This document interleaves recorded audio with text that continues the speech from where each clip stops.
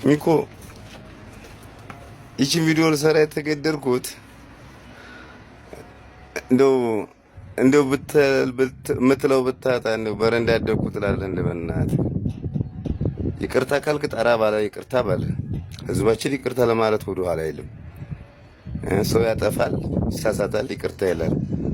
ግን ቢያንስ ያደገበትን ማህበረሰብ ያሳደገውን አባት አብሮ ያደገውን ወንድምት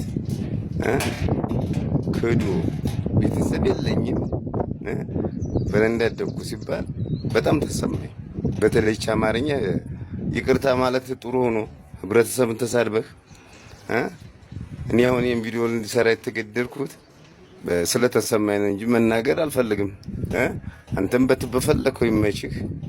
እኔ ግን እየተደዋወል ነበረ፣ እየተነጋገር ነበረ። እንደዚህ ግን ክደህ እኛን እንደ ማህበረሰብ እንደ ባህላችን ክዱ ቢያንስ አድርጋለሁ እኮ ተሸክሜ ማሳደጊያለሁ። አብረን በልተናል፣ ጠጥተናል፣ አድርገሃል። እዚህ ደረጃ ራሱ ጫፉን ያስያዘህ ማን ሆኖ ነው? በረንዳ ወድቄ በረንዳ አድጌያለሁ፣ የበረንዳ ኑሮ ፍቅር አለኝ ብለህ የምትል። ስለዚህ ለማንኛውም ለማስታወሻ በራስ እጅና ካሜራ ያነሳቸው ወንድሞችን ያዩ እንደምታያቸው ነው። እነዚህንም ካርክ ለማንኛውም ቀልቢስትህ አሁንም ቀልቢስትህ በደንብ ይቅርበል። ይቅር ይልሃል ህዝባችንም። እኔም እንደዛው ይቅር ልልህ ከፈለግ ይቅር በለኝ አባቴ በለኝ። ወላሂ ፈጣሪም ይቅር ይልሃል፣ ህዝባችንም ይቅር ይልሃል። ዝርዝር አድርገህ በደንብ ዝርዝር አድርገህ አጥፍቻለሁ ብለህ በል ይቅር ይልሃል። ወደ ነበረው አቋም፣ ወደ ነበረው እውቅናህ፣ ወደ ነበረው ከፍታ ትመለሳለህ። ከዛ ውጭ እንደዚህ አለባ ውስጥ አይምሮ በሽተኛ ነኝ፣ ይሄ ህክምና እያደረግኩ ነው፣ ይሄ ማስተባበያ ሊሆን ይችላል። ግን እውነተኛ የይቅርታ የልብ ጠብታም አይሰጥምና በሚመክሩ መሰረት ይቅርባል። እኔ ወድሃለሁ፣ ከጎንም ነኝ። ቀጣይ ስንመክር ደግሞ ስመክርህ ማዳመጥ አለብህ። ዝም ብሎ ላይ ከፍ ስላልክ እሱ ሊሆን ይችላል ያጨለመብህ። ዝቅ ሲል ነው ሰው ዝቅ ብሎ ይቅርታ ሲል ነው ወደ ነበረበት ሊመለስ ነው። አልበለዚያ በምታምነው እምነት ይሆንብህ ይቅር በለው። እኔ በቃ አስገድደኸኛል። ሚኪያስ ተክለማርያም አያም ተክለማርያም ወቀኝ አባት ነኝ።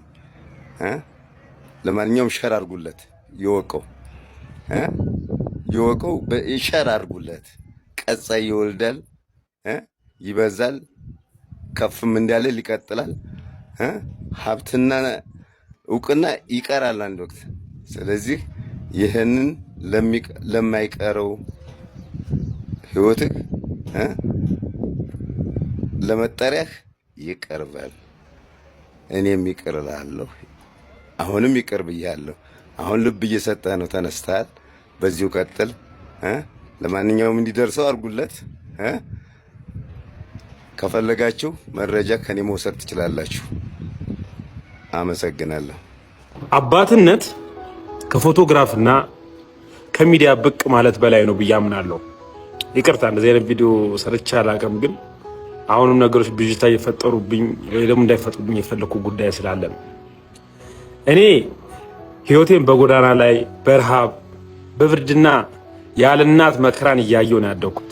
በልጅነቴ እናቴን አጥቼ አሳዳጊ ደጋፊ አጥቼ በየጎዳናው ስንከራተት የኖርኩትን ይህ እውነተኛ ነው የመከራ ህይወት እኔና ፈጣሪ ብቻ ነው የምናውቀው።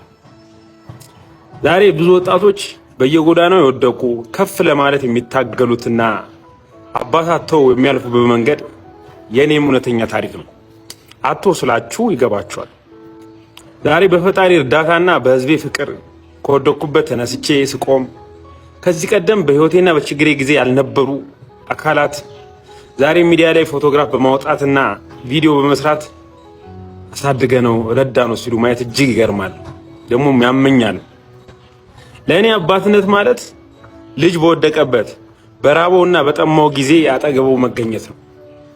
በጎዳና ላይ በብርድ እንደዛ ስንቀጠቀጥ መጠለያ ምናምን አጥቼ ያሳለፍኩበትን ህይወት ዛሬ ከፍ ሲልና ወይ ደግሞ እውቅና ሲመጣ ሚዲያ ላይ መውጣት ሳይሆን ከታች ከመሬት ሲቧጭር እጁን ይዞ ማሳደግ ነው አባትነት ማለት። ዛሬ አባቴ ሚዲያ ላይ ወጥቶ ስለኔ ቪዲዮ በመስራቱ ወይ ልጠላው ወይም ልቃወሙ አልፈልግም። እውነቱን እኔና ፈጣሪ እናውቀዋለን። ነገር ግን ይሄ አጋጣሚ ለብዙዎች ትምህርት እንዲሆን እፈልጋለሁ። አባትነት የሚለካው በፎቶግራፍ ሳይሆን በታደሰ አደራና በዕለት ተዕለት እንክብካቤ ነው ብዬ አምናለሁ። አሁንም ቢሆን ያለምንም ቤተሰብ በየጎዳናው ለምትታገሉ አሳዳጊ አታችሁ ለምትለፉ ወጣቶችና ህጻናት ሁሉ መልእክቴ አንድ ብቻ ነው። አባትና እናት ባይኖሯችሁም ፈጣሪ አለላችሁ። ተስፋ ሳትቆርጡ ስሩ፣ ከወደቃችሁበትም ትነሳላችሁ።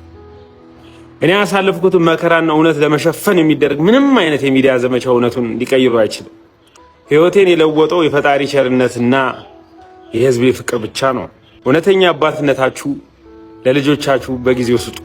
አባትነት ሚዲያ ላይ አይሰራም። ዛሬ እናቴ በህይወት ባትኖርም ይህም ብታይ ግን መኝ ነበር። አይተክ ለማርያም ደግሞ በዚህ መጡ። ደብዳቤ ላንብብላችሁ። ከደቡብ ምዕራብ ኢትዮጵያ የተገኘች ነች። ቃል በቃል ሉጣባት። ለግዢ ክፍልና ፋይናንስ ዳይሬክቶሬት ጉዳዩ ስልክ ግዢን ይመለከታል። በርዕሱ ለመግለጽ እንደተሞከረው በቁጥር 21737 በቀን 18/06/2018 ዓ.ም ለእናቶችና ህፃናት ጤናና ስርዓተ ምግብ ዳይሬክቶሬት ለእናቶችና ህፃናት ጤናና ስርዓተ ምግብ ዳይሬክቶሬት በዓለም ምግብ ፕሮግራም በመካከለኛ ምግብ እጥረት ችግር ውስጥ ደግመዋለሁ፣ በመካከለኛ ምግብ እጥረት ችግር ውስጥ ላሉ ህፃናትና እናቶች ለሚተገበረው ትግበራ ለመኪና ኪራይና ጥገና በክልሉ ማኔጅመንት አካላት የጸደቀው በጀት ወደ ስልክ ግዢ ዝውውር እንዲደረግ በቁጥር 26450 በቀን 28/06/2018 ዓመተ ምህረት በተጻፈ ደብዳቤ መሰረት እንዲሁም የሆነ ነገር ይልና ህትመት ከተያዘው በጀት ለስልክ ግዢ ዝውውር እንዲደረግ በቁጥር 3644 በቀን 19/10/2018 ዓመተ ምህረት በተጻፈ ደብዳቤ መሰረት መነሻ በቀረበው በጀት በቁጥር 2 አይፎን 17 ፕሮ ማክስ ሲሊቨር የአንዱ ዋጋ 396,000 ጠቅላላ ዋጋ 796,000 ብር የስልክ ግዢ እንዲፈጸም እንጠይቃለን ይላል። እንግዲህ በመካከለኛ ደረጃ የምግብ እጥረት ያለባቸው እናቶችና ህፃናት ከተያዘ በጀት ላይ ወደ ስልክ ተዘዋውሮ ስልክ እንዲገዛ የጠየቀ ደብዳቤ ላይ ከስር ምን ይላል መሰላችሁ? የዜጎች ጤና ለሀገር ብልጽግና እና ድሮ እነዚህ ጤና አካባቢ ያሉ ድርቅ አካባቢ ያሉ ሰዎች ጉቦ ሙስና ለመብላት ትንሽ ይግደረደሩ ነበር። አሁን ላይ ግን አይን ያወጣ ሌብነት ከሚደረግባቸው ቦታዎች አንዱ እነዚህ የእርዳታ ድርጅቶች ፈንድ የሚያደርጓቸው ብሮች ሕክምና አካባቢ ያሉ፣ ጤና አካባቢ ያሉ፣ ድርቅ አካባቢ ያሉ እንደዚህ ነው። እንግዲህ አይን ያወጣ ብቻ ሳይሆን ሞራል የሌለው የሞት ሞራል ያለው